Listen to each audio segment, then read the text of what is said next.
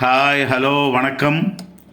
பாவம் செய்தவர்களுடைய முகம் சந்தோஷமாக இருந்தாலும் உள்ளம் மட்டும் அமைதியாக இருக்கவே இருக்காது நண்பா.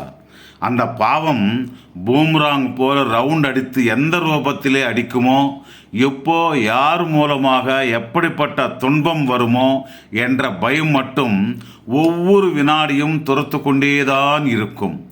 உள்ளத்திலே டென்ஷன் நெருப்பு மலை எரிந்து கொண்டே இருந்தால் நிம்மதியாக தூக்கம் எப்படி வரும்? இப்போ டென்ஷன் அளிப்பது, தூக்கம் வராமல் எந்த உருவத்தில் எது நடக்கப் போகிறதோ என்ற பயத்தினால நீ செய்தது பாவம் என்று உனக்கே நன்றாக தெரியும்.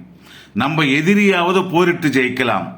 பயம் என்பது கண்ணுக்கு தென்படாத ஒரு மகா சத்ரு. இந்த பயம் என்ற சத்ருவை ஜெயிப்பது ரொம்ப கடினம். அந்த பயத்தினாலே நீ முழுமையாக செத்து விடுவாய். மகாபாரதத்திலே துரியோதனனும் அந்த பயத்தினால தான் தண்ணீர் நிறைந்த குளத்திலே மறைந்திருந்தாலும் மரணம் விடவில்லை. விதி என்றாலும் கர்ம என்றாலும் அதுதான்.